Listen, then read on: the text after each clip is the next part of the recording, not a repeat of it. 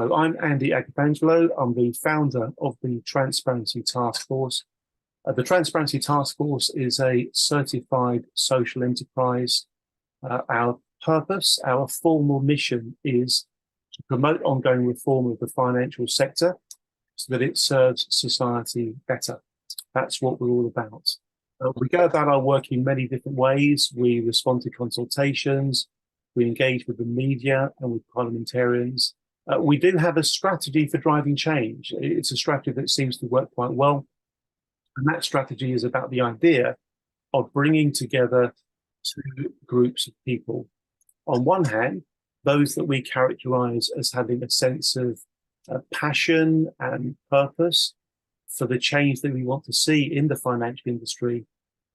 And the other group are those that we characterize as having the power and the position to make change possible. And of course, that means we spend a lot of time liaising with and engaging with regulators and politicians. And one of the things I'll be talking about very shortly is the idea of a campaign letter specifically designed to find out if your MP is somebody that may be happy to support this cause. But I'll talk about that in a little while, okay? I do hope that's all useful background information. Remember, we are recording. We will be circulating any slides and what's in the chat. In a moment, we're going to go to number one in our magnificent seven. There is the Woodford 7. Until about 6 or 7 hours ago, there was only the Woodford 6. We are now the Woodford 7, thanks to Deborah Clark. I'm sure we'll be hearing from Deborah a little bit later on. But let's now go to number one in our Woodford 7, Mr. Alan Pyatt. Alan, thank you so much for the work that you've been doing behind the scenes extensively in recent weeks. Please do take your 10, 15 minutes or so to share with folks what's concerning for you right now and what's front of your mind. Alan, thank you very much indeed. Over to you in just a second. Folks, before we go to Alan, can I please invite you all just to put your hands together and show your appreciation, not just to Alan, but also to the rest of the magnificent seven. Thanks, Alan. Over to you, sir. Thank you. Right. Good evening, everybody. Can you see my slides that says Alan Pyatt introduction? Can somebody say yes? Yes, we can. Yes, we can. Excellent. Right. As Andy's just said, I am one of the leaders of the TTF Woodford campaign group. I've also been leading as a single point of contact for questions into the investor advocate. This is the individual who we raise concerns and questions to on behalf of a number of people. To date, we've done 61 questions, and today I've had the 5 we've been waiting for have come back. It takes a bit of time. I was also presented at the 10th of October High Court meeting on behalf of myself as an investor in WEF. I was there for 1 year, unfortunately, and currently got losses of 41%. I was also there for TTF members and any investor that didn't even know the scheme of arrangement was happening. I'd also like to reiterate a few points before I go into our main slides. I think it's very important that everybody is aware that the scheme of arrangement, if fully approved, is binding on all WEF investors. So if you had shares in WEF as of the 3rd of June 2019, then if it is approved, irrespective if you vote or you don't vote, whatever comes out will be binding on all of us. And just to reiterate, to gain full approval, there are 2 things that need to happen. There's a vote that opened last week, and more of that later on by somebody else. And for that vote to get through, it needs more than 50% of those that are voting. As we understand it, an individual like myself gets a vote, and if there's a multi-manager fund like Hargreaves Lansdown have got 6, they only get 6 votes for those big funds. But on the other side of the coin, when you vote, it's to do with the net asset value. So to get full approval, they need to get 75% or more of the asset value. So myself, just interesting, I've got £45,000 invested, so I'll be quite small. Hargreaves Lansdown have a lot more. It's also very important to understand that the votes that count are only those that attend and vote. So be that online, actually at the creditors meeting, or you do it through a proxy. So for all those things to happen, The second part is even if the vote reaches those thresholds, it then needs to be approved by the High Court. More of that will be later. So the two topics I want to cover today is the Financial Conduct Authority and what we call the 298 million magic calculation. I'd also like to give an alternative view. I'm not going to go specifically into the calculation, but it will be in the slides if you haven't seen it already. And very importantly, I just want to go through Link's offer of how many pence per share is being offered under the scheme arrangement. I noticed in the chat somebody's already asked that, so that's the last slide, and we'll cover that off. At the end, there will be questions if anything you need I cover you want to know more about. Right, so how did the FCA make their calculation? Well, basically, they decided that anybody who managed to escape the funds between the 1st of November and before it closing in June had what they called first mover advantage. What they mean by that is the people who managed to get out got out when the fund had more liquid assets. So things that are on the FTSE 100, that sort of thing. So they're actually assets that you can quickly sell. Whereas those of us remained after the 3rd of June, there were a lot more liquid assets and there were a bigger portion of the fund. And as we all know, the 900+ million pounds that's been lost since it was valued at 3.6 billion to what we've had so far, a lot of that is due to liquid assets being sold off very cheaply. So what they did is they've done two things to get a magic number. And I'm using color coding here, so hopefully when you see your slides, it'll mean something as well. So basically, the first thing they looked at is the 5 capital distributions that any WEF investor would have had if they are a direct investor. We've received approximately 2.5689 billion pounds. So that's been the 5 capital distributions. They've also looked at how many shares were sold between the 1st of November and the end of May 2019, and how much that was. And that came to 0.891 billion, so 891 million pounds. Okay, so what they've done is they've added those two figures together, and that's how they get this overall amount in blue here of 3.4599 etc. billion pounds. Okay, then what they do is they said, well, when the fund was frozen, how many shares were there at that point, and how many shares were sold in that period of time from the 1st of November to the end of May. And that's how they get to this 4.649 million shares. And you can see the calculation there. And then what they've said is, right, okay, if you take that total amount in blue at 3.45 billion, yeah, and you divide it by the number of shares, what do you come out with? And that's where the red figure of 74.4p, shown in pounds, pence per share. So they're saying if the people who at the time the actual fund was frozen had sold their shares at some time prior, then they should have got about 74p across everybody on that side of things. And then what they're saying is, well, we've actually given 5 capital distributions already, and that's the 2.56 billion. If we divide that by the number of shares that were around, then they say we've received on average, because there are different classes, about, unfortunately, 666, the devil, which Link aren't, by the way. They're saying that, you know, we've had 66.7 pence per share on average. So they then say, well, if we take the red number, which is what you could have got, against what you've had so far, that's where we get this 7.7p. So they're saying we're only short by 7.7p. I can tell you, for me and anybody on this call, that's a very low number, and we'll come on to that later.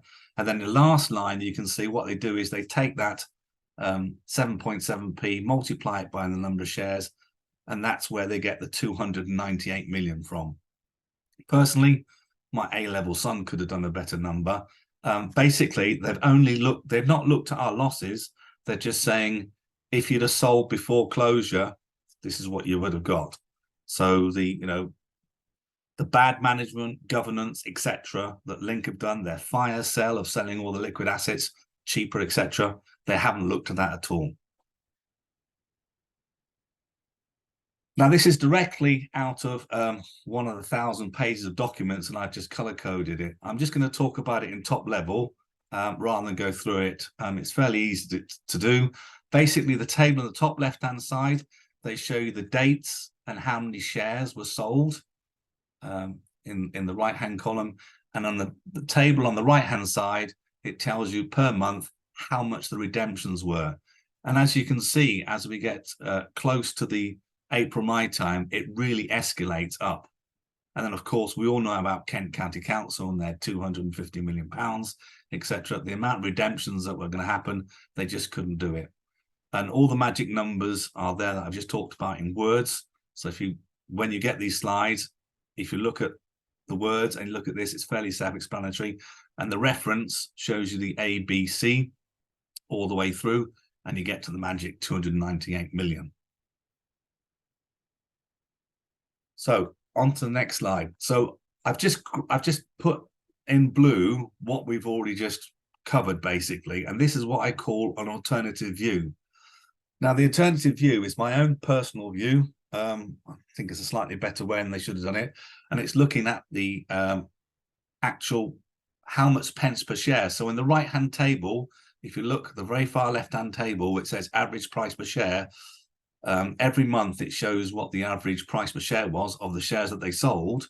And at the very bottom, it basically calculates from the 796 million shares that were sold, 891 million pounds, that the average share sold between November 2018 and the end of May 2019 was £1.11p.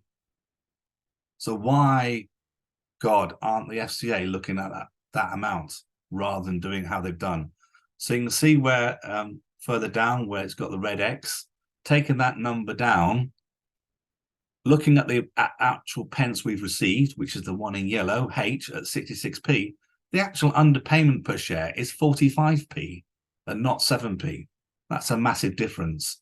If you then multiply that by the number of shares at suspension, you get a redress of £1.7 billion rather than 298.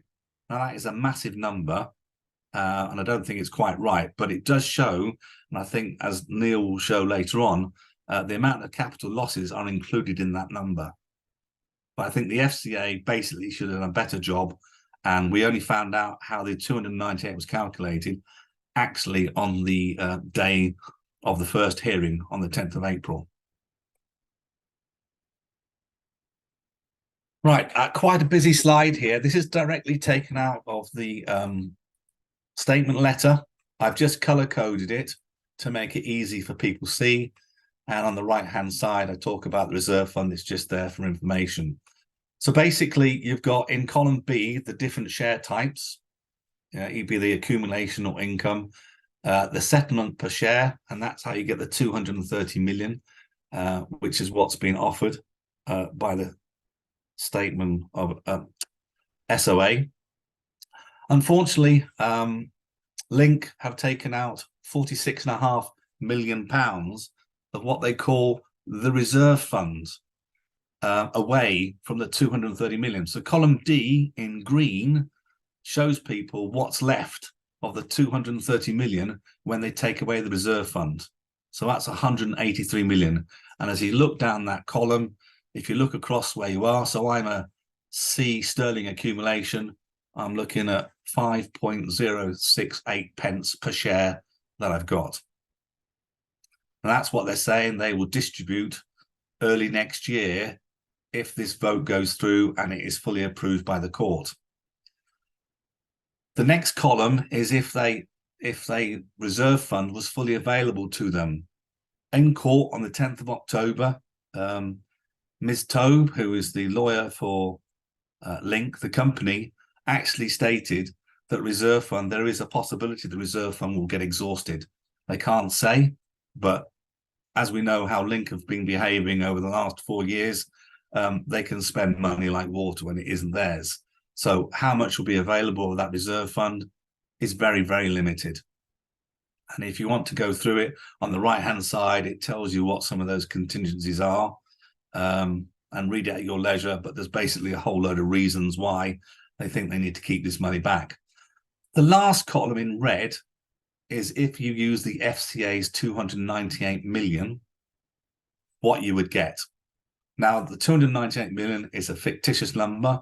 It's only, as we've shown the calculation earlier, something they've come up with as if you'd have sold your shares before it was gated, this is what you could get extra. All the numbers, by the way, are pretty small. It still means we're all going to lose quite a lot of money from that side of things. Okay, I think that's me over, Andy, unless there are any questions that people would like to raise of anything I've said. I think, Alan, everybody's going to want to do what I want to do, which is to thank you for taking the time to prepare that slide deck. I mean, you've managed to explain particularly complicated things in a really clear way, and doing it so visually is really lovely. Can I please invite everybody to show their appreciation for the work you've done, Alan? It's really, really great. Really, really great indeed. We do have a minute or so for people that want to ask any questions. Please raise your hand if you do. If you can raise your hand digitally using one of the icons, then please do. It means it's a lot easier for me to see it. If you can't do that, then just literally wave your hand at me now and I'll look out for you. We've still got people joining. So wave away if you want to come in with anything now. I can't see hands yet. I'm just double checking. I can't see. There is one, Andy, in the Celeste said, how much money has been ring fenced so it cannot be used if the SOA is approved? Well, for me, you okay to cover that, Alan? Thank you. Yeah. I mean, the ring fence money is the 183.5 million distribution. Everything else is in the reserve fund and may or may not become available to us. I also ought to mention, it's not in the slides, that we all know there's a residual value of the current shares, so the current illiquid assets. Now, that's recently come out, I believe, at 34 million, but every year it seems to have gone down. It was 90 million a couple of years ago, and then 72. So how much of that will be left when they actually do sell it? Nobody knows, but it won't be 34 million. It'll be a small amount. Whatever that is, let's call it 10 million for a guesstimate number. They will also do that through a capital distribution, which is in addition to the SOA. So if you consider the SOA is 183 million and it was 10, you're looking at 1/18th. So you're going to get a quarter of a penny if you're lucky, or something like that. It's going to be very poor. Alan, thank you very much indeed for the question and your answer, Alan. Thank you. Anthony, your hand is raised. Your camera's off, Anthony. Please turn it on if you can. But either way, please fire away with your comment or question. Thank you. Yeah, sorry, I was still a bit confused. The 0.77 pence that the FCA came up with, is that based on what the shares were sold for before it was frozen? Because you got to figure 1.1, which makes more sense. Am I right in thinking that? Is that what the investors got prior to the freezing of the assets? No. 0.77 pence. So Anthony, so basically they took the two amounts of money, what we've had in capital distribution so far, and how much shares were sold before it was closed. So those two numbers came to this 3.45 million. Yeah. And then they said, right, okay, the number of shares that there are, as in the ones that got sold in the previous 7 months and the ones that were there at suspension, comes to this 4.6 billion. And then they just divide it out. So they're basically saying the people who sold their shares for the 7 months beforehand, they didn't sell them, put them all together, what's it worth? And that's how they get to the 77 pence. Thank you, Alan, very much indeed. And thank you for your question, Anthony. We've got time for one more, if there is one more. Otherwise, it's going to be me for about 5 minutes, and then we'll be going to Neil Taylor shortly. So I'm just looking to see if there's any hands up. I can't see any. There's one thing worth mentioning, Andy. So I don't know how many people on this call have actually seen the explanatory letter or the website that's been set up by Link. But in that website, there is a link to a very wordy document which has the table in as well about how the FCA got to their number. So you can look through 3 or 4 pages and follow their noddy and big ears guide of how they did it. Alan, thank you very much indeed. I think we'll go back to Anthony. A quickie, please, Anthony. Sorry, just a very quick. I mean, is there a likely? I mean, I find it very confusing, the calculations they've used. Is it likely that ultimately the judge or whoever might decide that these figures are very are incorrect, basically, and it should base on the price of the shares about 1.18 on average, not 0.77? Or do you think that's it? You're stuck in 0.77. It's a difficult question, Anthony. It's something that there will be a sanction hearing. I think it's the 15th of January, more of that later on. At that sanction hearing, we could propose an alternative, to what the FCA have done. But whether or not that will get any credence elsewhere, unfortunately, Link have used this and abused it in their communications, basically saying, the FCA have only come up with 298 million. We're offering you 230. There's not much difference. Just accept it. Yeah, when it's a fabrication. Very well done. Great questions, Anthony. Thank you very much for your participation. And Alan, thank you again, sir. Okay, folks, I'm going to spend about 5 minutes or so talking through an idea that we have before then passing over to Magnificent Seven member number 2, Neil Taylor. Okay, so to bring my idea to life, I'm going to share my screen. So I hope I can do that properly today. Here we go. So what I'm about to explain is relating to a completely different topic, but the idea is essentially the same. Okay, so as you may see, this is a letter that was sent to Harriet Baldwin, who's the chair of the Treasury Committee. If you don't know, the Treasury Committee is a very influential body within Parliament who has a job of overseeing the work of the Treasury and the Financial Conduct Authority, etc. And what this letter basically says is, dear Harriet, we would all like your committee to open an inquiry, please, on something called SME finance, to do with something called the Business Banking Resolution Service. What it's about doesn't really matter.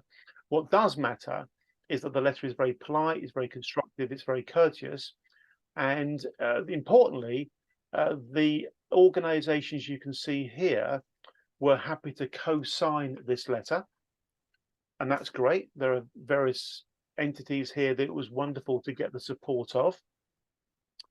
And we also had Mark Bishop and Nish Kotecha, who had a particular role on something called the SME Liaison Panel, also co-signing it. I won't go into time now explaining why that was so significant, but it really was.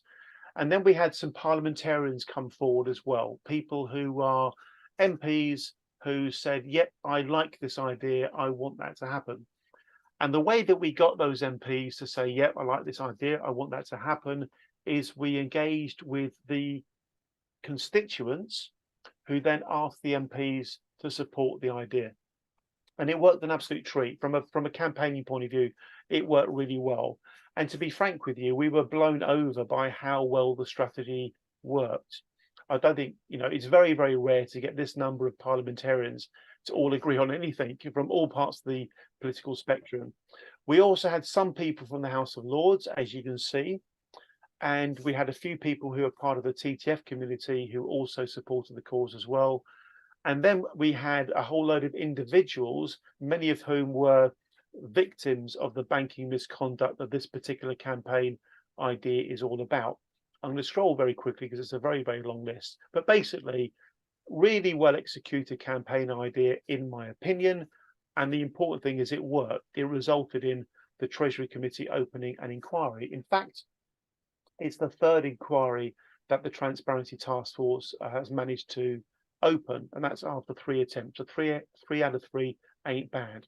Now, I must stress that what I'm about to show you is not about asking the Treasury Committee to open an inquiry. There's all sorts of good reasons why we don't want to be doing that right now. We might want to do it later, but we don't want to be doing it right now. But what I am going to do is to share with you what we are planning to use. And I say planning to use because this is not yet set in stone. The way that we work tends to be quite consultative. In other words, we get people's opinions before we go about doing it. And that way we get the benefit of lots of brains and lots of ideas. So you'll see the first word you see here is draft. This is a draft. We're going to ask you to help us finesse the wording. And it's as it's described here. It's about initial outreach to MP to establish propensity to support. This is effectively part one of a two-stage process. Stage one, part one, is about the constituents writing to their MP saying, blah, blah, blah, in quite simplistic, straightforward terms, this is the issue to do with the Woodford scandal. Do you think you might be happy to support this cause? Subject to the detail. All right, that's the overall idea.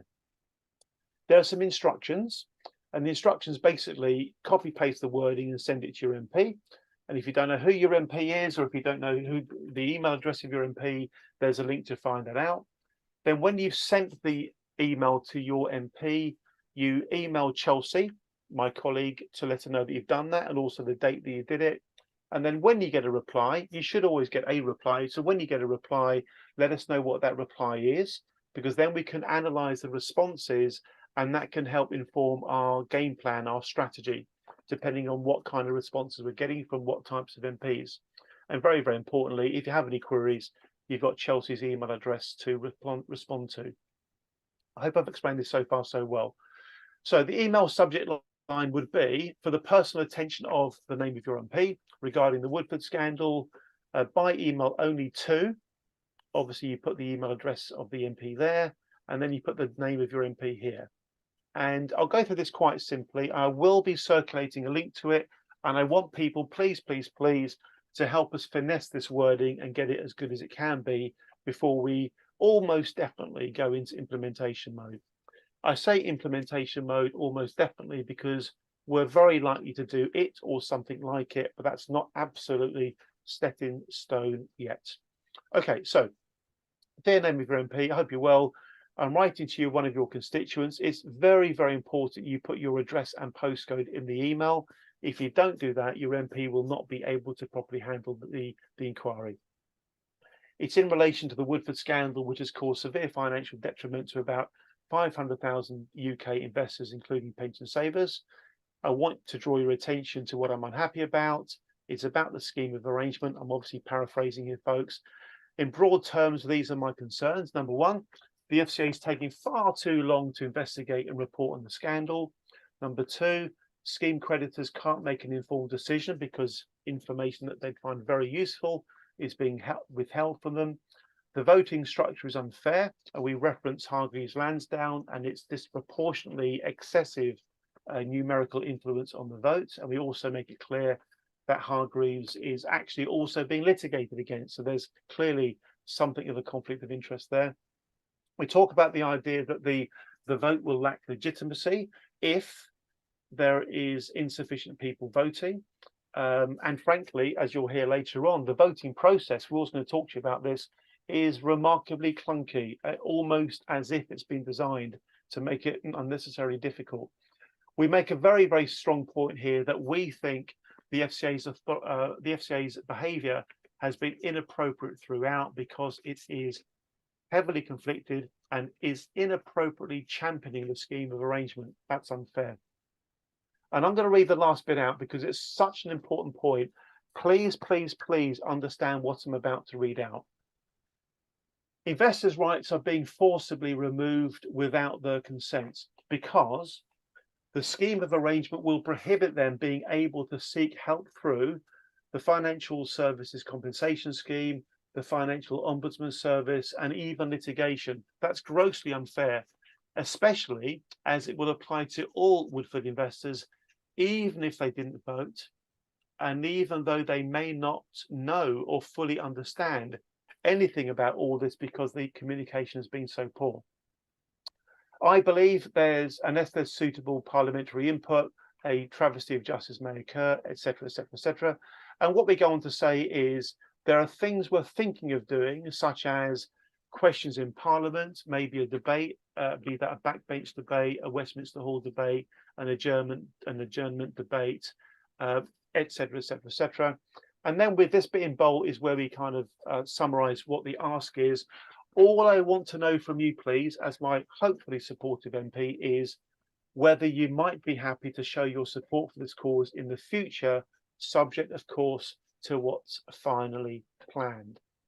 A simple yes, subject to what's finally planned, will be fine. But if it's a no, please do explain why. So that's the idea. You may want to slightly modify the letter. That's absolutely fine. You may, for example, if you're a Woodford investor, you might want to put in there a bit there that I'm a Woodford investor myself. I've lost lots of money. I'm unhappy about it, etc. That's entirely down to you. You are allowed to modify the letter if you want to. But that's the basic plan. We find out which MPs are happy potentially to support. And then probably a couple of weeks from now, once we've made some decisions about the strategy and the game plan, we'll go back to them and say, dear Mrs. MP or Mr. MP, thanks for your previous note to me explaining you might be happy to support what we're planning to do. This is what we are planning to do, A, B, and C. Is that something you want to show your support for? That's the plan. So step number one, we get an agreement in principle about whether they're happy to support. If they are, great. If they're not, it's not too much of a problem. Step number two, in probably a couple of weeks, we then follow up and get them specific ideas about what we're planning to do. That's the idea. What we're going to do now is I'm going to move from that topic straight to our next speaker, Neil Taylor. I'll read what's been put in the chat and I'll absorb that. But just to recap, the intention is we're going to circulate the wording, get everybody to feedback on the wording, any potential improvements, and then we'll go into implementation mode once we are very confident that there's consensus, sufficient consensus about it, and once we're sure that's the right thing to do. So that's that part of my presentation done. We're now going to go to Neil Taylor, and please, ladies and gentlemen, join me in once again showing your appreciation to the number 2 in our magnificent 7. Neil, over to you. Thank you very, very much indeed. Good man. Thank you. Well, hi, everyone. I hope everybody gets something out of this session. So we're sorry we can't answer everybody's questions because it's very difficult, but I'm sure you'll benefit from this. But I'm going to pick up the threads of Alan Pyatt's thing, really, because I mean his calculations are right, I think, on the 298 million. It's wrong. It's fundamentally wrong and flawed the way they're looking at it. I think they've adjusted things for price movements, and it's not correct. You should use the price at the end of each month and use that as a reflective point. And if you do, you get Alan's result, 1.7 million, and that is exactly what the losses are. They are substantially higher, and they're just trying to allocate it a different way and show a different story. But Alan's correct in the way he's analysed the data. And just to sort of verify that, if you look at Ling Fund Solutions accounts, which I've analysed since day one, and I've analysed them for all of the funds, the Patient Capital Fund, the Income Focus Fund, and if you look at the losses, the capital losses, which are reported in their accounts for each of those funds, they amount to 3.7 billion since inception, which is only about 5 or 6 years when it got suspended. But it's a huge number. Just give an example. In the year 31/12/2018, well, obviously in that year, I think a lot of things happened, and they found out liquidity was an issue. There was issues with the investment in unlisted and embryonic companies, which none of us knew about to a large extent, because that information is not freely available through Hargreaves Lansdown. You only get the top 10, but it was a lot of information hidden from investors. And to be honest, with Hargreaves, I think everybody trusted them. Their wealth lists and said they were promoting it, and everybody was happy with that. But in that year, on the equity income fund alone, 1.2 billion of losses, capital losses, in just that year. It's a massive number. And that's because a lot of institutionals were sort of panicking and getting out, and the price was being damaged. And every time people sold chunks of things, the price goes down because there's too much flood in the market, and it was just reflected in that. So the total capital losses just for the equity income fund to the 31st of March was the last published account. So that's really since June 14 when it started, is 2.81 billion. So the majority of the losses, capital losses, are in that the fund everybody's fighting to get good compensation for. So I think the FCA is flawed in this, fundamentally flawed, and it's wrong. And for that alone, I won't even consider voting for this personally. So I can't tell you to do that, but I will not vote for this scheme of arrangement. The other thing that's worth mentioning is that Alan did mention there's a little bit of money left in the NAV, and that will be paid to you under normal once they realise those assets. Now, one of those assets in there is a company that's recently floated about a year and a half ago, and that company's share price has dropped 90%. You know, so what you saw about a year and a half ago, their share price has dropped dramatically down, and it's called Benevolent AI, and it's the biggest asset I think left on the asset to sell, but there's no market for it. It's floated on the Euronext market, and nobody wants to buy great big chunks of shares in a company where the share price was 10 euros at flotation, is now trading at about 80 cents. So that's where it is today. So in one hit, it's massive. You know, it's almost 90 million pounds of hit in that one asset. And people don't realize that it's significant numbers. And there's a lot of these in here. There's not just one or two. Woodford put so much money into embryonic companies that were pretty much worthless, and it shouldn't have been valued at those prices. But and that's one of the big issues which is missed by the FCA's account of things. They're just saying it's a liquidity trap. It's not that. It's just bad investments made, and it should have been controlled by Linked Fund Solutions much earlier than they did.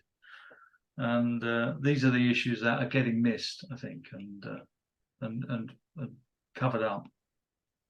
The other thing is that, as Andy firmly says about the FSCS, the compensation scheme, and the FOS, a lot of people have put claims in.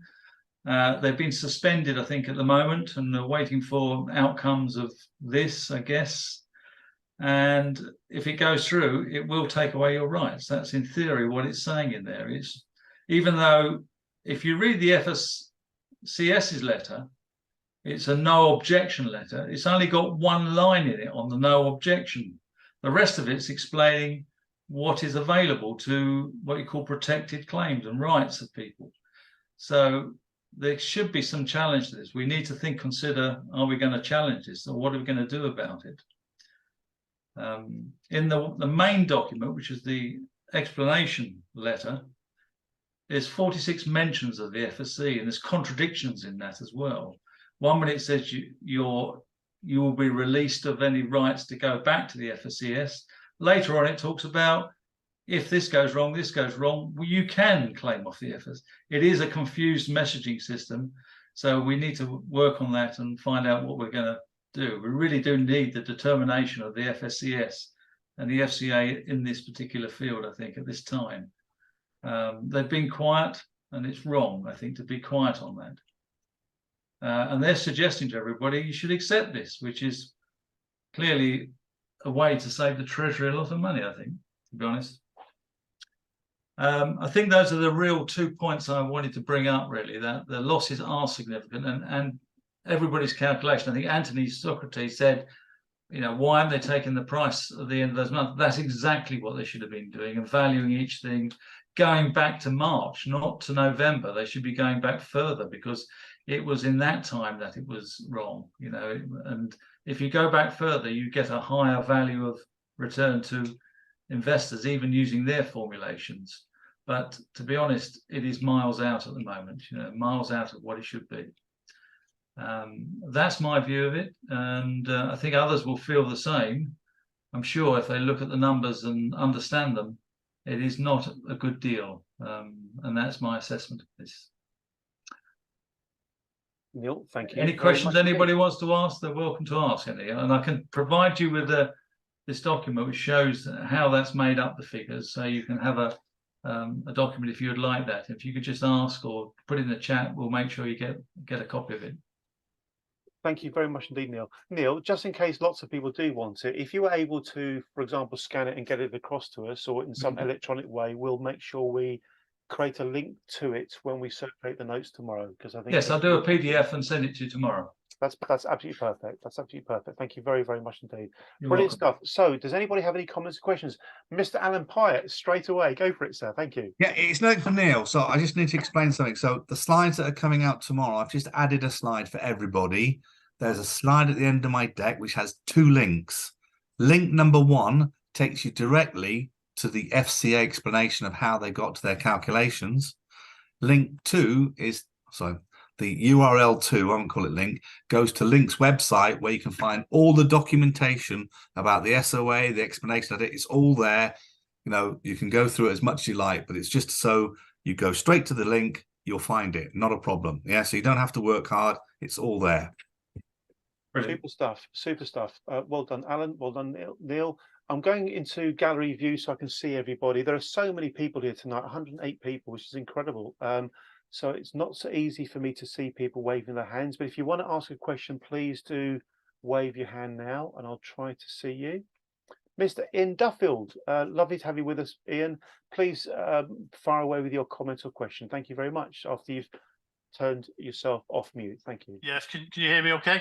Yes, we can. Thank you, Ian. Thank you. I wish to ask a question first, and then on the back of that, I would like to make a comment. Okay. My wife and I were investors in WAIF, significant for the retail end, jointly well over £100,000. Wow. At the moment, our loss as it stands after the distributions is in the region of 90+ thousand. The way I've done the calculations and looked at them, and this is the question part, means that if we accept the scheme as is proposed, we would receive probably about £9,000, a third of which would go to lead aid because I joined the lead aid approach. Does that feel about right, or have I significantly gone wrong somewhere? And that's based on the units that I hold with both Hargreaves Lansdowne and also AJ Bell, together with my wife. Neil, Alan, Mark, would one of you want to come in on that? That's a bit like asking you how long is the piece of string without showing you the string. Can I just answer that for Ian? Please. Go for it, Neil. Go for Ian, it. just one thing you've got to take into consideration is that the scheme of arrangement is paying just a small part of your losses. We know that. It's only a small part. But you've also had 5 distributions already, so you've got to add those up and take them off your investment. So most people are losing about 40%. I think Alan said that earlier. It's about 40%, I think, of their.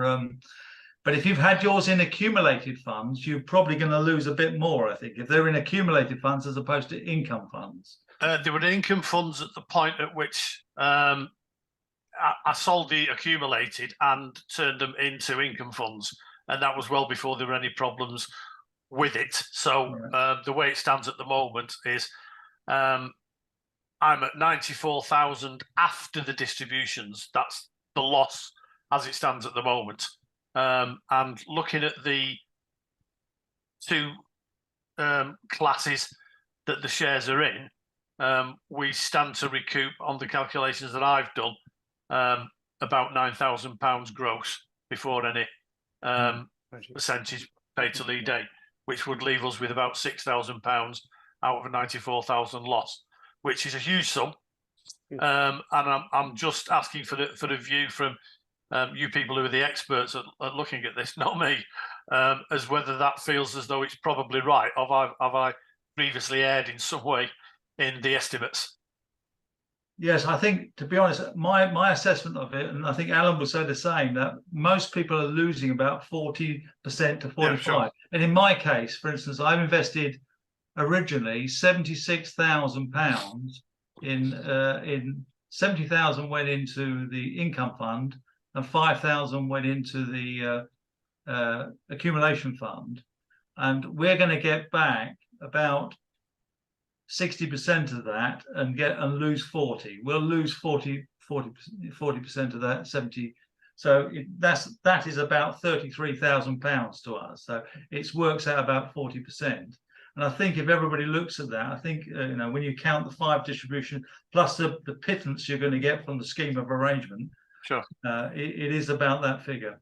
See, what I've taken is I've taken the number of units that are shown on the platform of AJ Bell and Hargreaves Lansdowne.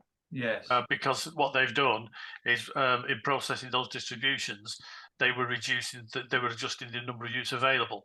So if that is the actual figure that will be paid out against, then my calculations are easy, and that's X number of pence times the number of units shown on both platforms. So that is what the figure's going to be.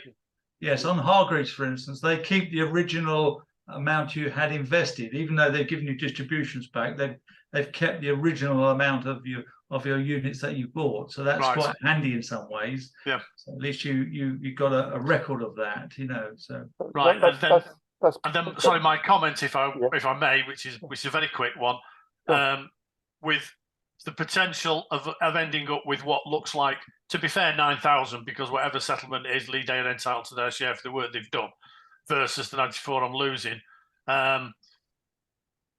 My view is I'm going to not vote for this scheme of arrangement, because I might as well hold out and go for a success in court, because in comparison to what we will lose if we accept the scheme of arrangement, the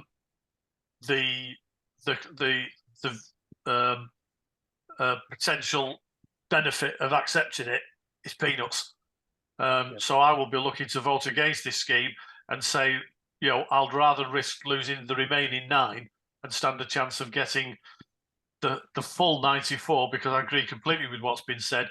Nobody here seems to have looked, when I say nobody, I mean the FCA, seem to have looked at what was not being done long before it even got to the point where it's being suspended. This is a backside covering exercise as far as I'm concerned. Ian, thank you so much for so openly sharing your thoughts, and I think a lot of people here will be absolutely in agreement with you. Folks, we're going to stop the conversation there, if I may, because we're going to hear from Charles Henderson. Charles isn't a member of the Magnificent Seven, but you never know, he might become a member of the Magnificent Eight, you never know. But Charles has got a really, really interesting and frankly rather unique perspective on some of this stuff. So can I please invite everybody to now warmly welcome to the microphone Mr. Charles Henderson. Charles is going to go in roughly 10-15 minutes or so. So Charles, over to you, sir. But thank you for being with us tonight, and please tell everybody about yourself and why this is all rather interesting to you. Thank you. Okay, thanks Andy. I'm currently one of the things I do currently is I'm chairman of the UK Shareholders Association, which is how I know Andy, or mainly how I know Andy. But previous to that, my work life was basically at Perpetual from 1994 to what turned out to be Invesco in 2019. For most of that period, I knew and supported Neil Woodford as a UK equity fund manager, which is why Andy said I've got probably some unique perspectives on Neil and what he's like. About a couple of years ago, I think, when Owen Walker brought out his the FT journalist, when he brought out his book Built on a Lie, I did a book review for the UK Shareholders Association magazine at the time, and I think Andy saw that earlier in the week, and I think he shared it with what he calls the Woodford 6-7, and which is why he wanted me to come along and talk. My general conclusion on Owen Walker's book was that it was pretty accurate in its assumptions. The main thing that I think went wrong with Neil Woodford were a couple of things, probably more, but mainly a couple of things. One, he had the wrong chief executive, someone called Craig Newman, who in my book is completely toxic. And he showed his toxicity when he was also at Invesco. And I really couldn't understand why Neil rated him and was loyal to him.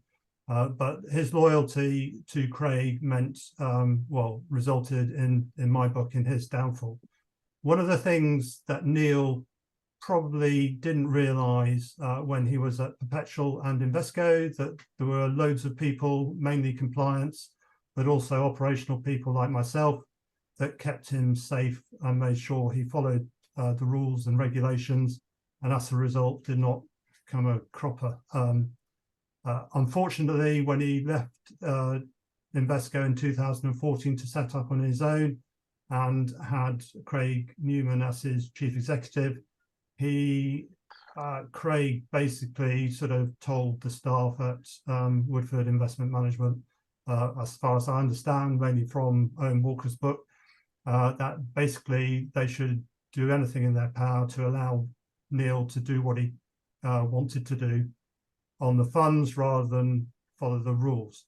And also in my book, as I knew them, well, I knew one of them, Nick Hamilton, who is his chief operating officer until Craig Newman sacked him, was that Nick would have been arguing about what Craig was allowing Neil to do, because Nick would have been someone who rated Neil and wanted to keep him safe by following the regulations. But I believe there was also Mishkon Dorea, ex-partner there, who was the compliance officer, who I think his name was Gray Smith.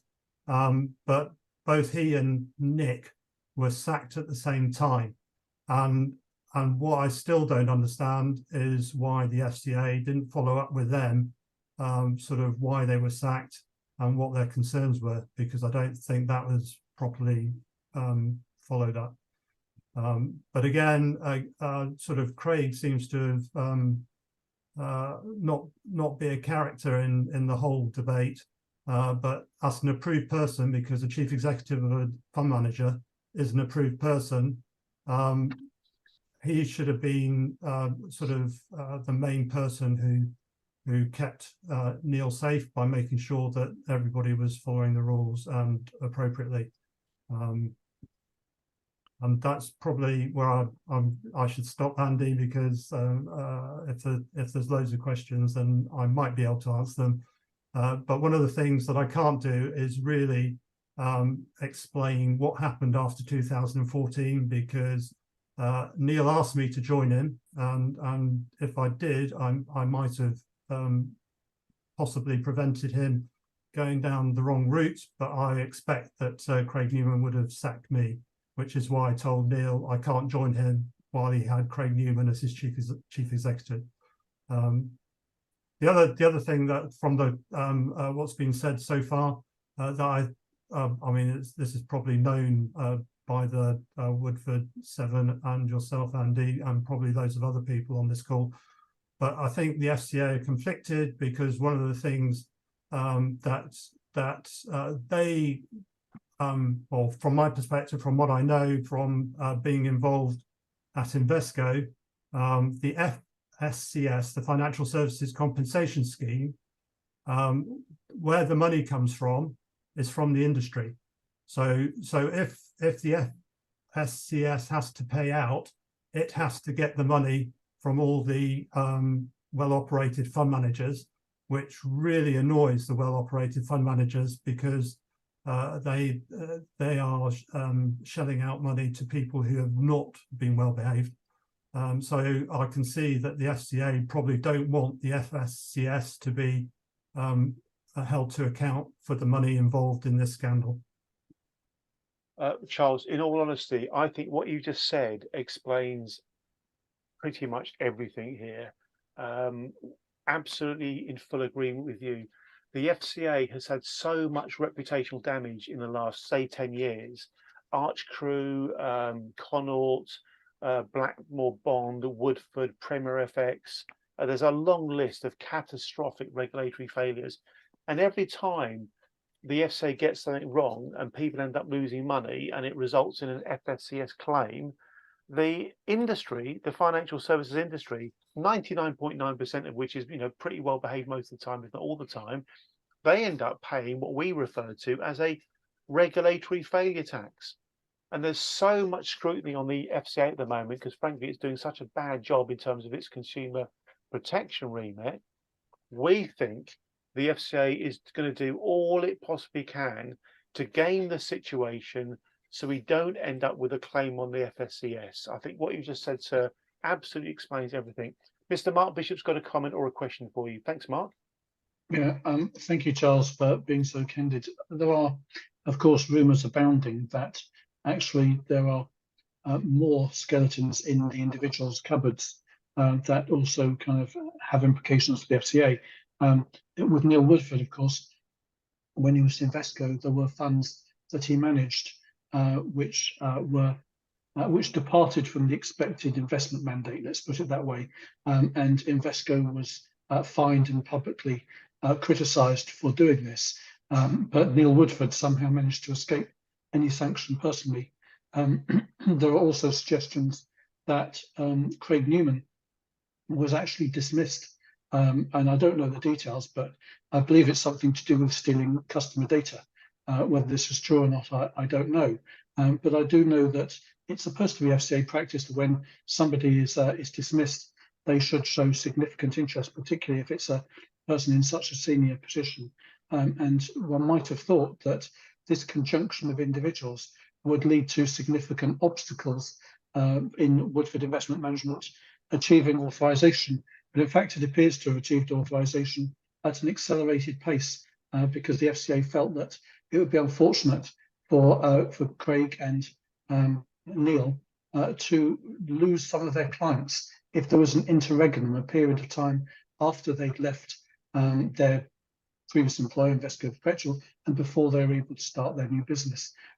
So I do feel that there is quite a lot. I mean, that's only just touching the surface of the regulatory failures in this case. Of course, Link Fund Solutions should never have been in the business after what happened with Archcrew and Connaught.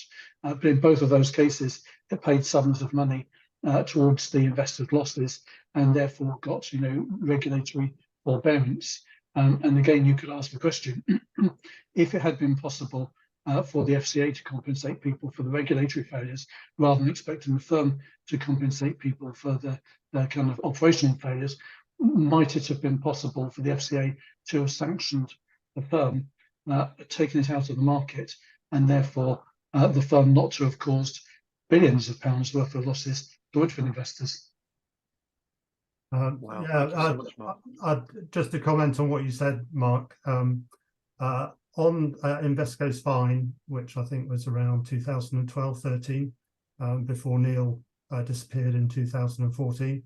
There were issues on Neil's fund, but that in my book, because I was there and I was partly responsible, that was an accident of oversight, and a mistake was made, and the funds were compensated for the error. However, the FCA felt that they needed to hold the fund manager to account and to show the industry they could wield a big stick. So the two things that they accused Invesco of were in relation to that error on Neil's funds, but the main one was the way that fixed income was administered and managed, and that was very circumstantial in terms of what they brought to bear in terms of what they accused Invesco of, and eventually fined them. My personal view is from reading the report that behind the FCA's fine was that if Invesco had actually taken them to court and challenged them on it, the FCA would have probably lost the case, because again, it was a lot of very circumstantial accusations, but Invesco decided, especially after they'd suffered at the hands of Elliot Spitzer in the States in the early 2000s, can't remember exactly when, for front running, and got fined about $500 million. I think Invesco decided that they would just accept the conclusions and the fine at the time. You're right. Craig was, I mean, in my book, he was dismissed. Whether I'm allowed to say that or not, I don't really care, but I just did not like Craig. But it looked as if he just resigned. So, and also he wasn't a senior enough person to be an approved person, and therefore he was not a person of interest as far as the FCA was concerned, and probably didn't get collared as a result. Charles, we're all so grateful to you for speaking, as Mark said, so candidly about your very, very important insights about what had been going on at the time. Thank you so much for being with us, Charles. I know Charles needs to be shooting off shortly. Does anybody have anything specific for Charles before we move on? Just raise your hand if you can, preferably digitally. While you're looking, Andy, I'm going to tell you a personal story about Invesco, which is why I have a problem with Craig. I used to sit on the what was called the dilution committee, right. And I was the chair of the dilution committee at Invesco. And at the time, Jupiter Asset Management had big investments, like hundreds of millions in Neil's what was the Invesco Perpetual UK Equity Income Fund, I think. And they wanted to withdraw their money. Craig Newman was their sales manager, Jupiter's sales manager. And when I moved the dilution committee price to a bid price, which is the lower price for their redemption, I had Craig Newman by my desk saying, can you not do that type of thing? That ended up in a big argument between me and senior management in Invesco. Fortunately, Invesco senior management took my side and told Craig to get stuffed. But since then, I thought, wow, who is this person? But which is why my personal views about Craig are very, very coloured in a negative way. That's coming across loud and clear. And once again, we're grateful to you for speaking out the way that you have, Charles. Well done. Can we show our appreciation to Charles for doing that? It takes a certain type of mindset to say what you really think about very, very important matters. And we're all very grateful that you've done that. Thank you. Thank you. Anyway, nice to see you all, and thank you for letting me You're most welcome. Having a rant. But you're most welcome, sir. Okay. Thank you, Charles. I'll be leaving now. Okay. Yeah. Thank you very much indeed. Have a good rest of your evening, sir. Well done, Charles. Well done, Charles.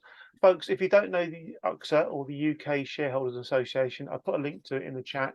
It's an organisation we get on pretty well with, as we do with ShareSoc and others. TTF is always keen to have good working relationships with all organisations that essentially have a consumer interest at heart. Okay, in a moment we're going to be hearing from Will, and Will's going to be talking about the rather problematic voting process. But before we get there, I'm going to share my screen and talk about a couple of other things. So bear with me while I do that. Here we go. I think I can do it now. I hope that's right. Yeah, here we go. Right, so a lovely young gentleman called Eudes, who's with us tonight. Eudes is a recently graduated Portsmouth University student who was doing TV and graphic studies at uni. He's rather good at things like websites and graphic design and all that kind of stuff. And Eudes has very kindly volunteered to help build us a website for the Woodford campaign group, which is great because we're seriously skint and we could not do it otherwise. So can I please invite you all, because Eudes is with us tonight, can I please invite you to clap your hand as loud as you can for this young gentleman called Eudes, who's going to be doing a great job on the website, which is fantastic. The website is going to have strategic value and importance between now and the all-important meeting on January the 18th, the sanction hearing. What I'm going to do is I'm going to share with you the fact that we've written the wording for the website. So there's a home page that says homepagey stuff. There's an about us page that says some about us stuff, including hopefully photos of folks like Alan and Neil and Mark and Graham and Deborah. And I've just noticed I've missed Will off. Sorry about that. Let me put Will here quickly. Sorry, Will, that's complete oversight. I can't count, can I? Will Durston, there we go. Sorry, Will, an error. There's got a very, very important section called impact statements. I'm going to explain that in a minute. And then there's the kind of volunteers wanted. We are desperate for volunteers, people. If you can spend like an hour or two a week helping this cause in some way, then please, please do so. Let me now talk to you about the impact statements, because what we've got to do is basically harness the power of the human stories, the impact this is all having on your lives. What you're looking at now is a web page of the all-party parliamentary group that the Transparency Task Force is very, very proud to be the secretariat of. And to cut a long story short, this APPG, all-party parliamentary group, has been carrying out a very important call for evidence about the FCA. And roughly, I think it's 170, Mark will tell me if I've got it wrong, 170 have given evidence to this initiative. And some of those people have given evidence in a very, very potent way. So for example, there's a gentleman here, Anthony Stansfeld. Can you see that? It says interview with Anthony Stansfeld. If you click on that page, as I'm doing now, you'll get to a video interview of me interviewing Anthony, and Anthony talking about his thoughts about the Financial Conduct Authority, etc., etc., etc. And also, here's Anthony, lovely guy. Anthony was the police crime commissioner for Thames Valley, an absolutely amazing man. But anyway, that's another story. And as well as Anthony's verbal testimony by way of an interview with me, there's also his written testimony, which is here. And the way the written testimony part worked is that people gave responses to standard questions, and that's how it kind of worked. It worked really well. So the first question was, for example, please tell us about yourself and outline just briefly to begin with how you came to interact with the Financial Conduct Authority. So that's what we did before. It worked really, really well. And what I'm going to do now is share with you, I hope, the impact statement questionnaire. I spent about 20 minutes knocking this up earlier. It still needs to work. I'm going to ask you to help me make it work well. But it basically says, if you want to, you can complete an impact statement questionnaire. And if you do, we'll put it on the new website that Leudis, thank you Leudis, is going to be making. And if you want to, you can even say you'd like to do a video interview. This is all powerful stuff. It's all effectively collateral we can use to help win the hearts and minds in a very, very important court called the Court of Public Opinion. That court really, really does matter, especially if we're getting engagement with journalists and politicians, etc. The questions are all pretty simple, straightforward. What's your name? Why did you invest in Woodford? In what particular fund did you invest? If relevant, what investment platform did you use? How has the Woodford scandal impacted you? That's the important one. That's where you tell your story about how it's impacted you. What do you think of the FCA, etc. All pretty straightforward questions. A general question at the end. Feel free to share any other thoughts you have. And very, very importantly, at the top it says, I'll read this bit out. All questions are optional, i.e. feel free to leave any blank that you do not want to complete, but note, anything that you share here may be put in the public domain.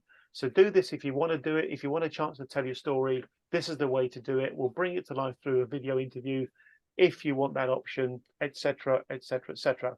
So this is all part of the overall strategy to build momentum, build campaign energy, create what we call campaign collateral, and more about all that in due course. I'll be circulating the wording that I just shared with you so everybody can chip in and help us finesse it. Enough from me for the moment. We're now going to go to Mr. Will Durston, who is a member of the magnificent Woodford 7. Mr. Will Durston, over to you, sir. Thank you very, very much indeed.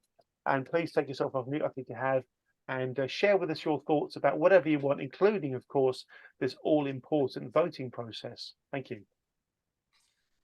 Thanks very much, Andy, and good evening, everyone. So I'm Will Durston. I retired about 4 years ago.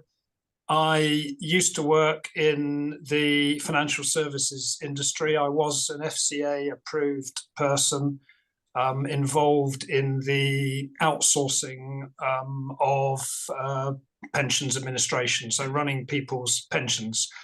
So hopefully I do bring some relevant experience to this group, and I'm delighted to be part of this group. I'm also a Woodford investor at a personal level through, well, three kind of tax wrappers: my own personal pension, my ISA, and my wife's ISA, all administered through the Seven Investment Management platform. I think the first thing I'd like to say, I've never received any official comms on this whole Woodford saga, even though I've been fairly heavily invested. So everything I've learned has been through 4 primary sources. And by the way, these 4 sources have all been excellent in my opinion. They are the financial press, ShareSoc, Lee Day, and I'm signed up with Lee Day. And last but not least, obviously, this group, the Transparency Task Force. So like I say, delighted to be part of this group. I'm going to talk about the voting process this evening. This is not a tutorial, but I am going to just run through what the process is. I'm going to start with a spoiler alert, although Andy's already mentioned it. It is not a pretty process, and it is not a simple process. And with my background in financial services administration, I'm shocked at how poor it is. I think the other critical thing to say is that you will not get an invite from anyone to submit your vote. Now, there is one exception to that, and I saw an email that went out, I think, to all the Hargreaves Lansdown investors this week, which I have to say, although I have a dim view on Hargreaves Lansdown, the communication does seem to have been pretty good as a platform. They are the only platform I'm aware of who have communicated to their investors what they need to do.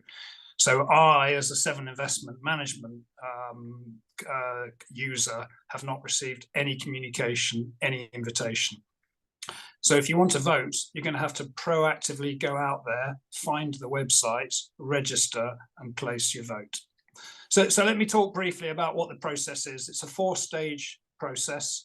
It starts with stage 1, registration. Stage 2, entering the details of your WEF holding. Stage 3, confirming that you're eligible to vote. And then stage 4 is actually placing the vote. There are 2 ways to vote, either online, or you can do it via paper. I wouldn't recommend paper. It's a 22-page long form. I'm not saying you have to fill out 22 pages, but the form itself is 22 pages long. The online process is, I hesitate to say simpler than the paper form, but it is slightly more simple. The first thing, whether you go online or use the paper form, is there are several pages of notices and legal definitions, which I'll confess I haven't read them all in detail. It becomes rather tedious, but it's the first thing that hits you is all of the kind of use of legal language. So let me talk about the 4 processes briefly, and some critical points around the process. So registration, which is the first step, is actually very simple. All you need to do is enter your name, your email address, and your phone number. Whether you're acting on behalf of yourself or for someone else, I think for most of us it's acting for ourselves, and then your date of birth. So that's it. It's just 5 pieces of information. At this stage, registration stage, you haven't been asked to enter anything about your WEF holding. So it's just your name and some personal details. And then when you hit submit on that first page, that's actually registered you. But here's the absolutely critical thing. There isn't any sort of pop-up that says you have now registered and that you don't need to go any further. But if you didn't want to go any further than just registering, you can stop there. What the system's done in the background is it's sent you an email, an activation email that you then need to reply to, put in a passcode and your phone number, two-factor authentication. And like I say, at that point, you can actually just stop. You can close the browser and you've registered, and that's as far as you've got. But actually what really happens, and this happened to me when I did it, is that you're taken to the next stage of the process. So the next stage of the process is to give details on your WEF holding. First thing you need to do, say whether you're a direct or an indirect investor. The vast majority of us are indirect investors because we're investing through a platform. So our shares are held in a nominee account. So you have to give the detail of that intermediary along with your account number. Now that in itself is not an obvious process. There is a drop-down menu of about 100 intermediaries. But let me give you an example. One of the intermediaries is called Hargreaves Lansdown Nominees Limited. So that's quite straightforward because if you're with Hargreaves Lansdown, that's your intermediary. My platform is Seven Investment Management, and there is nothing on that drop-down menu that mentions Seven Investment Management. So I had to go back to my platform to find out who the intermediary company name is. And in my case, it was called, or is called, Pershing Securities Limited. So there's no mention of Seven Investment Management within that intermediary name. So it's not a straightforward process. You then need to add or indicate which share class you belong to. That should be straightforward from your statement. And you enter the number of shares. Now, here's an interesting point. The online form doesn't allow you to enter decimal places. So you can only put in a whole number of shares. My holding is actually measured to 3 decimal places. And I'm sure most people here will have a fractional share in their holding because of the way the open-ended funds work. So that's pretty poor in my opinion.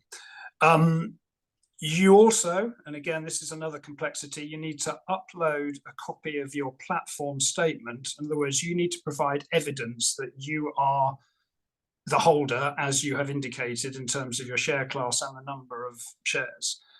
So it's you proving to them that you are who you are and that you hold the funds rather than them saying, we know that you are an investor and therefore a scheme creditor. Again, a very clunky and unsatisfactory process. Step 3, confirm your eligibility. This is simply saying that you still hold all the shares, which is an interesting question because I would have sold them ages ago if I could have done, but none of us have been able to. And secondly, that you agree that Link can verify your holdings with the intermediary. Now, I just wonder how many times they're going to actually go back and check these, and that is clearly a manual process because you are giving the intermediary name, which may not be the platform name. So it's interesting how much work they're going to have to do to verify if indeed they verify all of them. And then finally, step 4 is the voting. There are effectively 3 choices here, although they've listed it as 4, but let me explain. So the first one, and I think this is the one that will be applicable to most people, is that you can appoint the chair of the meeting to vote on your behalf. And importantly, you can direct the chair whether you wish him or her to vote for or against the scheme. That, I think, for the vast majority of people is the way forward because you will submit that and then it's done. You don't have to be at the meeting itself. The chair will vote on your behalf as directed by you.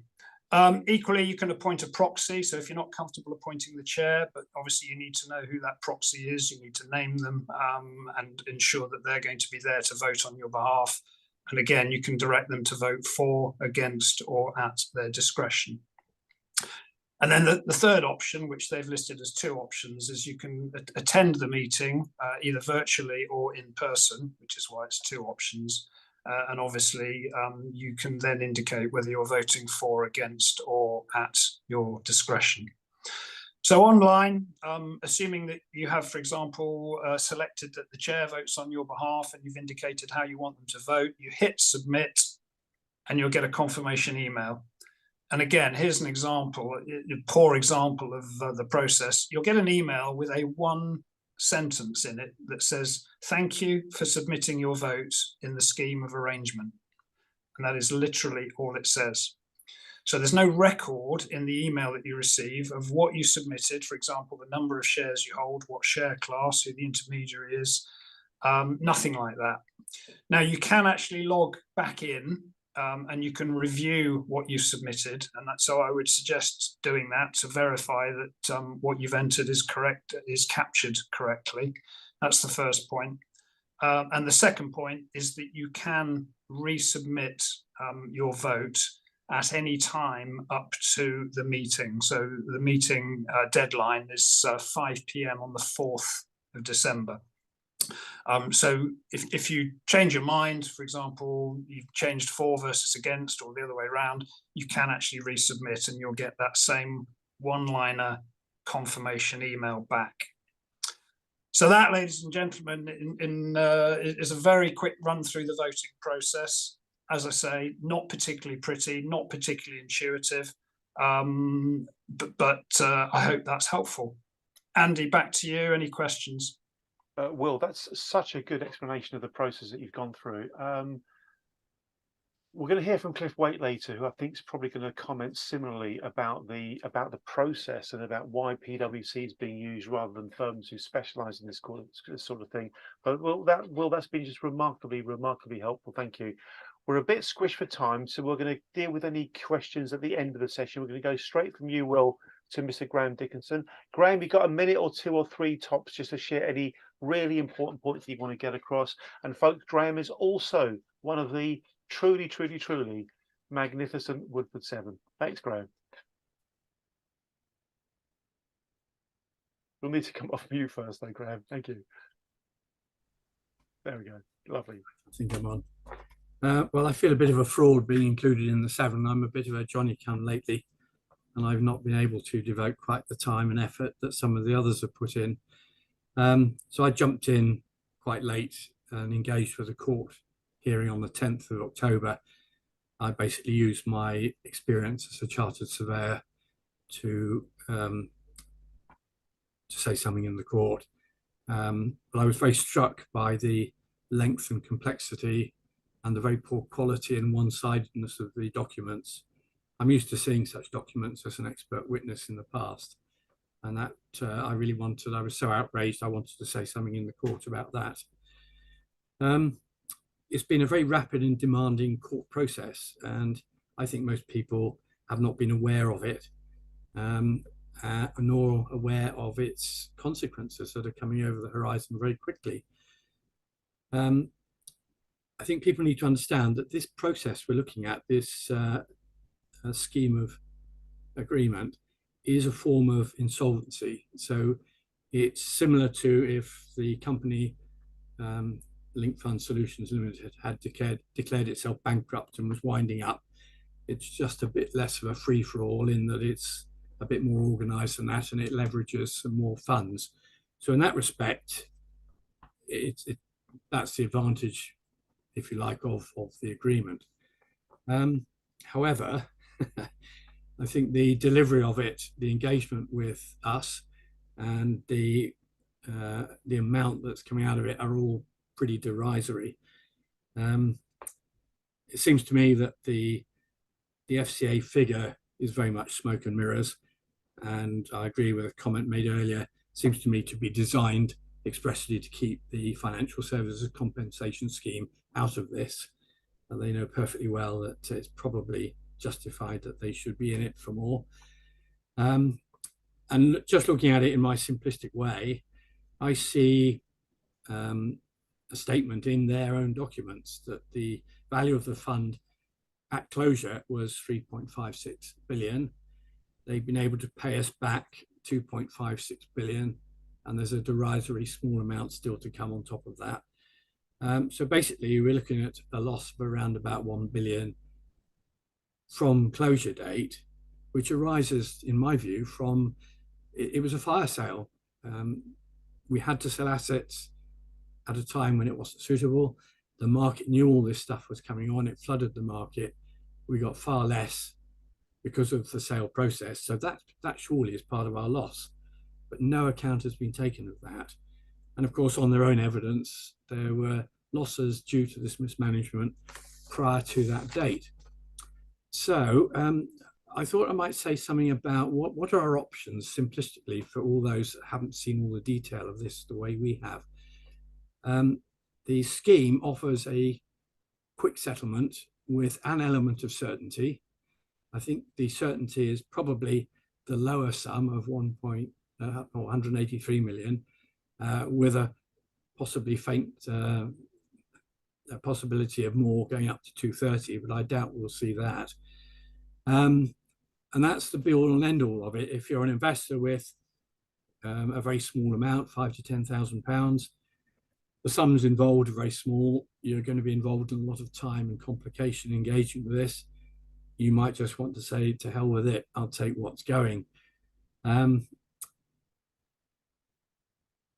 is simple. It delivers an amount that can be approximately estimated in advance. What happens if you say no? So there are three possible routes, but I think they all lead to the same place. Litigation, a restitution order by FCA, or the Ombudsman route. Those would all potentially lead to much larger claims that would bankrupt the company further down the line when there might be less money available within the company to pay this. But of course, all those outcomes would necessarily then involve claims going to the Financial Services Compensation Scheme. So that is a lengthy process, could take a couple of years. The outcome is uncertain and unknowable. So really you've got to decide whether to force that outcome by voting no, or take the simple route and say, well, I'll take what's on offer. Now, my view is that if I just give you a sort of an approximation of where I'm at in this as an investor, I think the scheme's going to deliver me around £5,000. I think my loss is more like 35 grand. So for me personally, the downside in rejecting the offer is relatively small. The upside and possibility is quite good. I am genuinely outraged by the culpability of FCA, their role in this, protecting themselves in protecting the Financial Services Compensation Scheme. They've handed down this badly explained figure, which I can't see how it can be justified, and which obviously leaves out big chunks of the losses. There's been no chance to engage with that. We've only seen some detail on it very recently. It's too late to argue with it. The court process is heading towards take it or leave it. So I feel that, I think I said to one of the other team, I feel like I'm part of a herd of buffalo being stampeded off the cliff, and most of the buffalo have no idea what's happening. So as a matter of principle, I'd say no without hesitation and take my chances further down the line on more or less money. And I think it needs to be done to hold FCA to account as well. So that's my tuppence worth. Graham, thank you so much for sharing your tuppence worth. And the principles-based and values-based logic in what you've set out, Graham, I can absolutely get that. I can absolutely get that. Thank you, Graham, very, very much indeed. Well, we're going to hear from Deborah now. We're going to hear from Deborah. Deborah's been a member of the Woodford 7 for a few hours.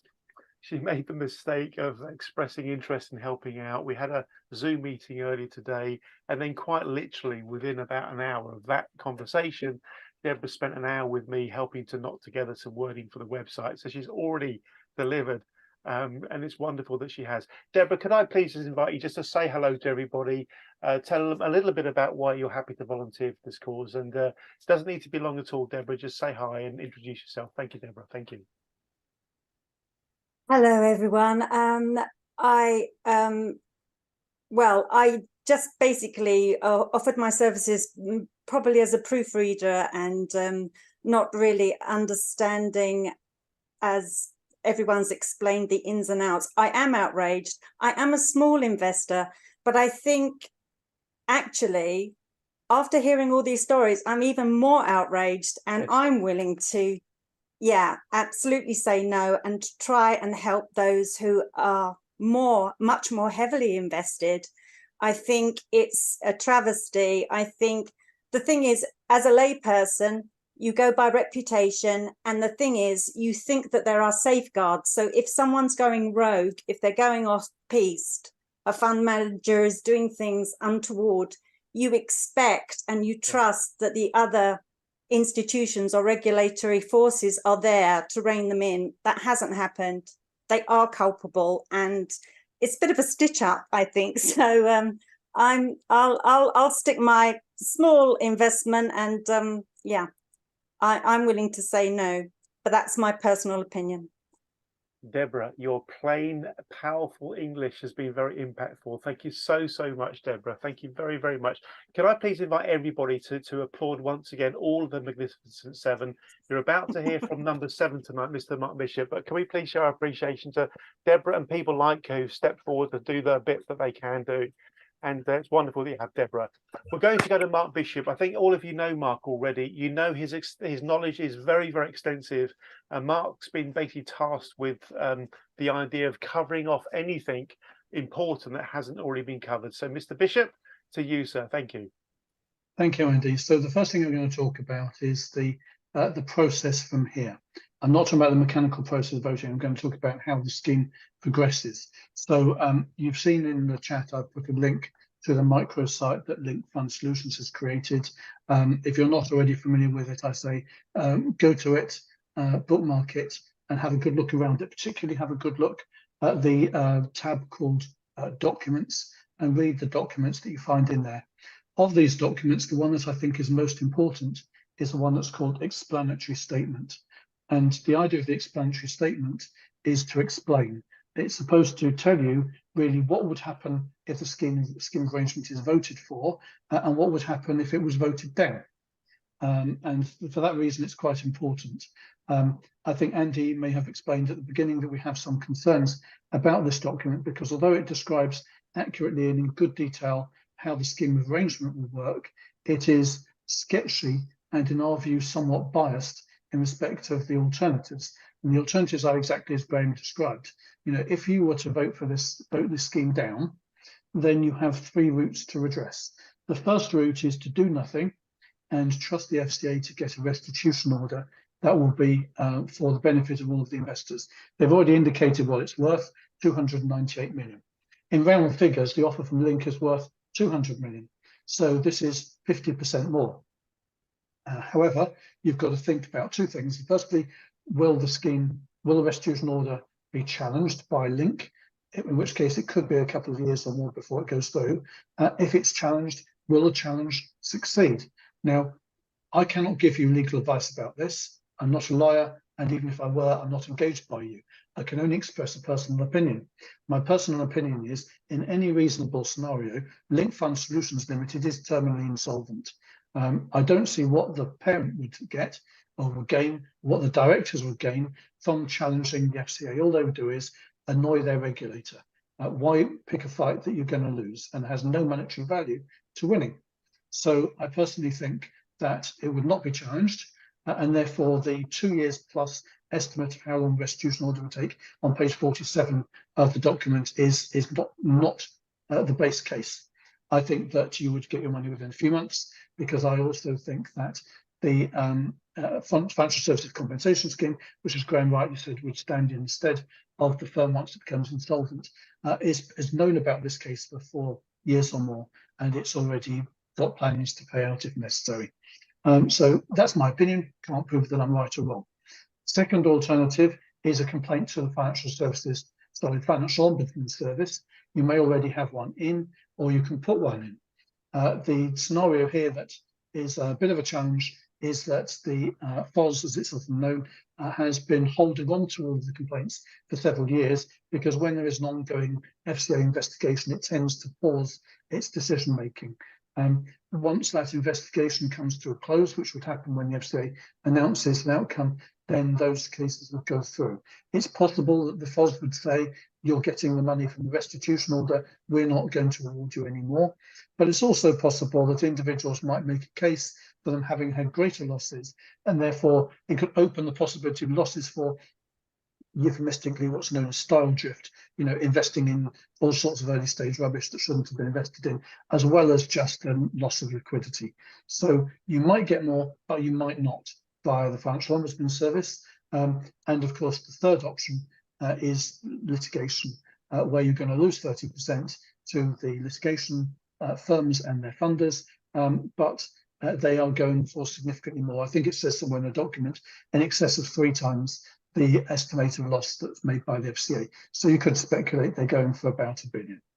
So of course, that's a hypothetical billion if everybody signed up, but not everybody has. So there may be a bigger prize to be had from litigation. Again, you can think about whether or not the Linked Fund Solutions directors would fight the litigation or not. Now, I have a personal view that if your firm is insolvent, why would you spend a couple of years of your life fighting it and annoying your regulator? But I could be wrong. They could go down that route. They have every right to do so if they want to, albeit that I suspect that it will come down to the view of their insurer as well, because in the scenario in which the insurer probably realizes the game is up, I don't see why they would spend money on legal fees. But again, I could be wrong. So that's really the situation that pertains. I'm going to talk a bit about dates. As you know, now the voting is live, and the voting continues to be live until 5 p.m. on the 4th of December. So this is assuming you are happy to vote online.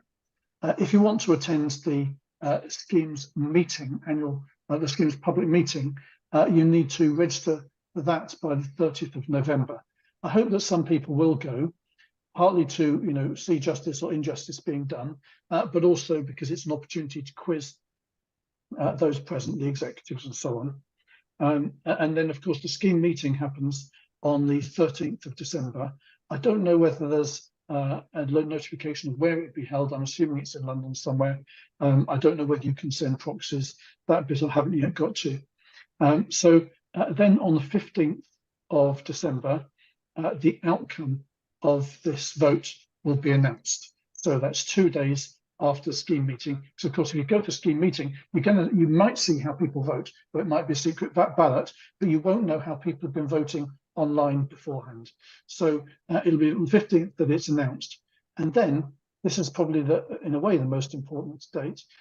4 p.m. on the 21st of December is the deadline for making objections or setting out grounds for opposition. So I'll describe to you what this is about. So when a scheme of arrangement is proposed, there are 2 really important court hearings. The first happens before all of the final documentation is sent out. It happened on the 10th of October, but it wasn't all done in that day, so there's an extension on the 12th.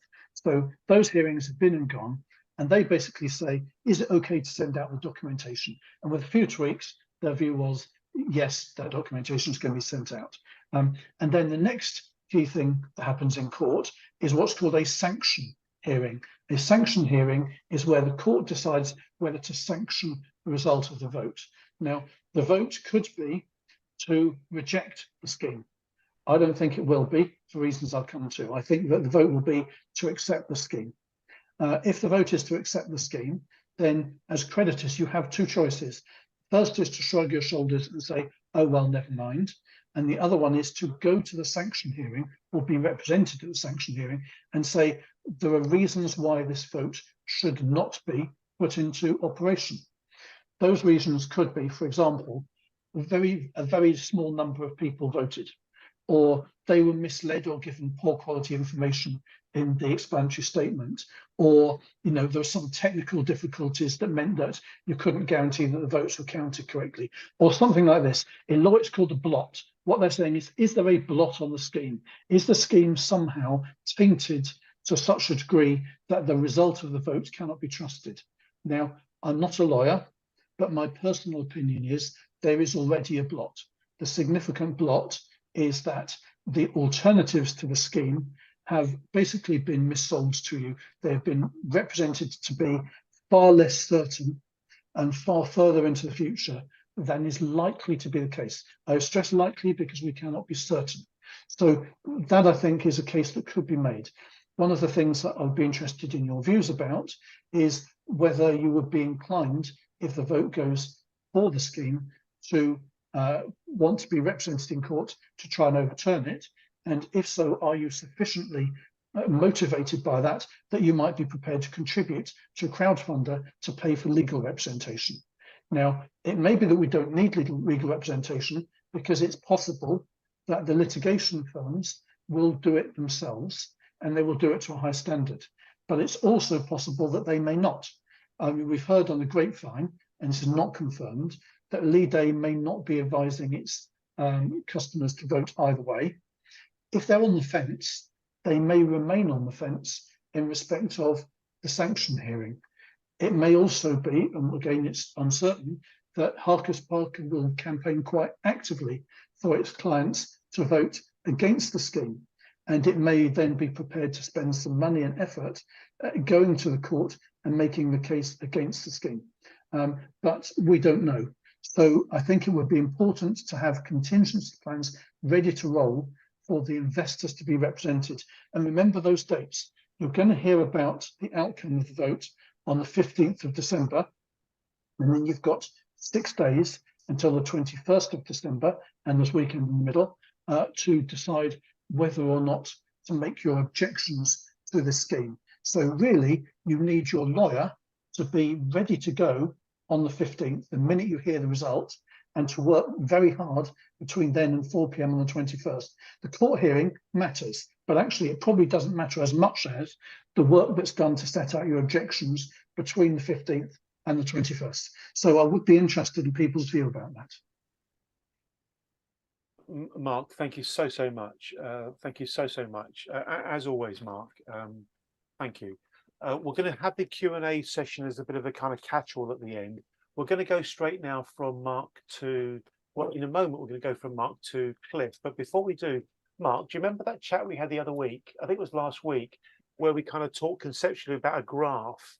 The graph was to show the cutoff depending upon how much money does somebody have to have invested for the FSCS outcome to be worse off for them than if the scheme of arrangement applied.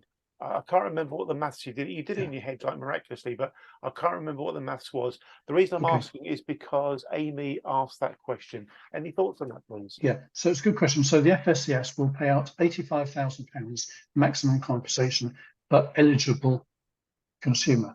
And here I'm assuming that you are an eligible consumer. So I think, you know, there are all sorts of criteria.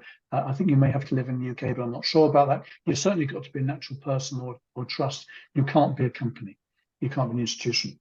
If we think that the offer that you've got is worth about 5 pence in the pound, give or take, you know, base case, it might be 4 pence, but assume 5 pence in the pound, then actually 20 times £85,000 is 1.7 million.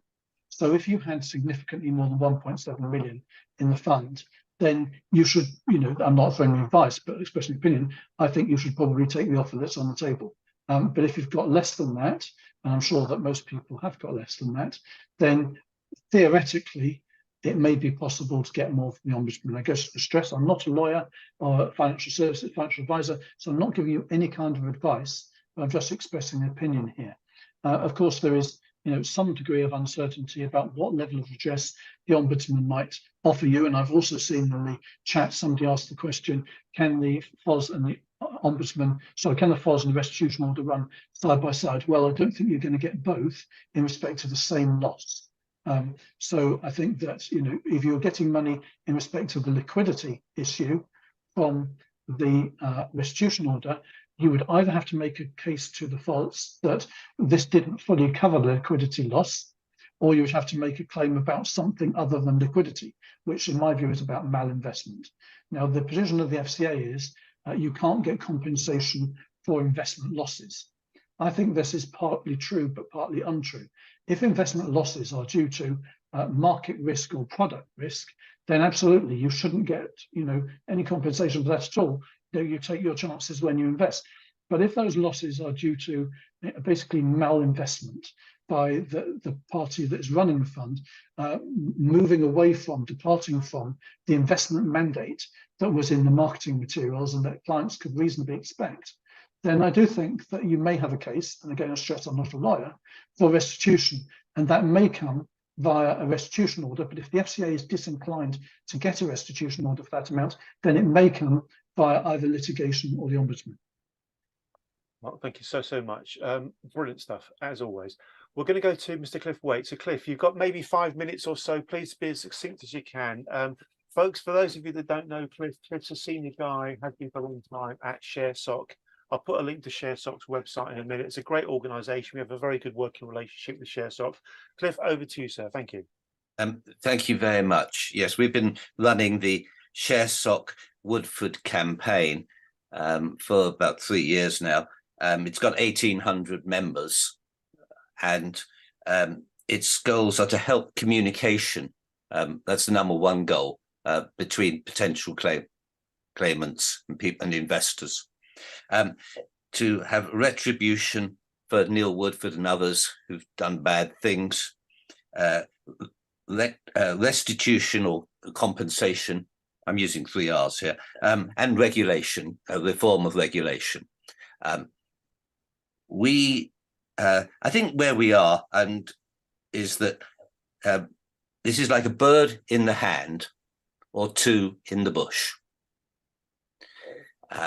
And that's a message I could sort of send to you to go away with. It's an old metaphor, but that is roughly where we are. It might be 3 birds in the bush. It's going to depend very much on your personal circumstances as to how much it's going to be. Graham Dickinson thinks it's 7 birds in the bush.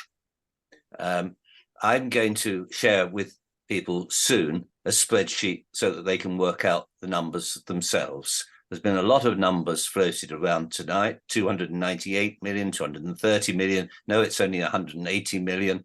And on the upside, we've got $1 billion, which we can all work out pretty clearly, plus interest gives you 1.4 billion, and then 2.7 million has been thrown away.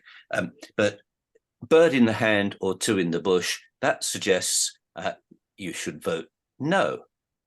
But it's a personal decision. I cannot give you financial advice.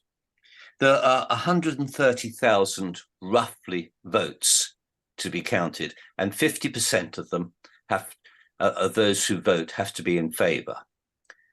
130,000 splits roughly into 30,000 who have joined a claim already. Those people are clearly interested, and 100,000 who haven't bothered. Now, I suspect there'll be a very low turnout for the 100,000. Will Durston's indicated how complicated and clunky the voting system is. So the 30,000 who have submitted a claim, this is very much going to depend on the lawyers and what they say. So are the lawyers going to give a clear direction to these 30,000 claimants to say you should vote against, or the balance for most of you should vote against? And because as Mark said, that if you have more than 1.7 million invested, you're probably better off if the scheme were to be voted through.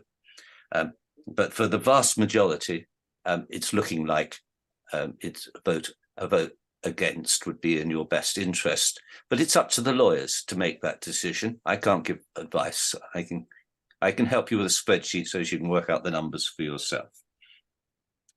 There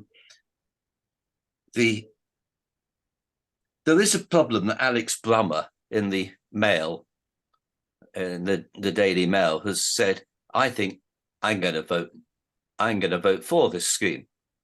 And then I think it's time this is done and dusted and put away with. And that is extremely unhelpful. And he hasn't really, I don't suppose he's here tonight to actually come and explain himself, because he hasn't thought through the issues which we've been discussing tonight. Andy asked me to talk about PwC. They're accountants. They're very good at charging £700 an hour. They're absolutely useless at doing things cheaply. The registrars are good at doing this basic sort of administration of counting votes and checking and validating that the votes work. They do it for AGMs all the time. So it's a nonsense that it should should have been given to PwC. I think that's all I want to say, actually. But I will add that we've drafted our communication about this. It's going around in circles. We're not quite sure exactly how strong we can write the case up. It's always difficult giving. We don't want to give advice. We want to give guidance. We're talking to 2 of the lawyers tomorrow, and we'll be very interested to hear what they've got to say. Thank you very much indeed. That's most helpful of you. All bear with me. Thank you very much indeed, Cliff. That really is most helpful. Cliff, how are you going to get your spreadsheet to us? Because that sounds like a great utility you've created for people to use. How are you going to get that to us? Can I share a screen? Yes, you can. Yeah, we need the document to circulate to everybody, basically. So if you can somehow get it to us, that would be good. If you want to quickly share your screen, you're welcome to, sir. Thank you. Here you are. Okay. Good. Yeah. There you go. There's lots of assumptions. The value of the claim, the legal claim numbers we've talked about, and it comes to 2 or 3 birds in the bush rather than a bird in the hand. Yeah, I'll send it on to you, Andy. Thank you very much, and I'll circulate. And we'll put it on the ShareSoc website, obviously, as well. Yeah, might be a couple of days. Be patient, please. We certainly shall. Thank you. I'm going to stop sharing. Thank you. You've done it for me. All good. All good. Well done, Cliff. Folks, there's something that's happened during the course this evening that I didn't expect it to happen. And I'm being very frank with you. It happened in my little head when I heard Deborah speak and when I heard Ian speak, because actually there are 2 ways to think about this decision. You might make this decision based on the maths and the numbers and the money, and you may make your decision based upon the probability of which scenario is going to give you the most money. And that's a completely and utterly rational way of looking at it. But there is another way of looking at this. There is another way of looking at this, and I'm going to take you to a quotation from a Mr. Robert F. Kennedy. Here we go. And here we've got a quotation from Mr. Robert F. Kennedy from a long time ago, And the quotation is, every time we turn our heads the other way, when we see the law flouted, when we tolerate what we know to be wrong, when we close our eyes and ears to the corrupt because we are too busy or too frightened, when we fail to speak up and speak out, we strike a blow against freedom and decency and justice. And when Ian spoke and when Deborah spoke, it kind of reminded me of this. It kind of reminded me that there's actually a bigger picture here beyond the money. It is completely down to you whether you want to make a decision based purely on the math and the finances and the money. And I'm certainly not judging. Don't misunderstand me. There's no right and wrong here. But if you're the kind of person who says, sod it, I'd rather put some money at risk and stand up for the wrong I believe is happening, then that's a really interesting way of looking at it. So effectively, the first decision you need to make, folks, is, do I or don't I want to make a decision purely on the numbers and the math and the money? If you do, go into Cliff's spreadsheet and work out what's right for you is one simplistic way of looking at it. But if you don't, right, if you say to yourself, there's more to this than the money. For example, you might say to yourself, I think the FCA's handled this wrongly. I think the FCA is wrong to do what they're doing. And I'm angry about it. And I've got a sense of righteous indignation. And I want to stand up. And my way to express that I don't want the FCA bullying me around is to turn this vote down. And if you're on that wavelength, it may well be that you'd be happy to write off some money or run the risk of writing off some money if you believe that that's the way that you want to handle things. Thank you, Deborah. Thank you, Ian. And thank you everyone else who's expressed those sorts of ideas. I'm certainly not making a judgment here about what you should do. Deborah and Ian have helped me realize that the first decision is to say to yourself, in what paradigm am I making this decision? Am I making it based upon maths and probability and financial outcomes? Or for me personally, is there something more to it than that? Folks, it's 8 o'clock. I'm personally happy to stay for another 10 minutes or so if people have got questions and comments they might want to ask. I haven't managed the timing very well. Forgive me, we've gone over by half an hour or so.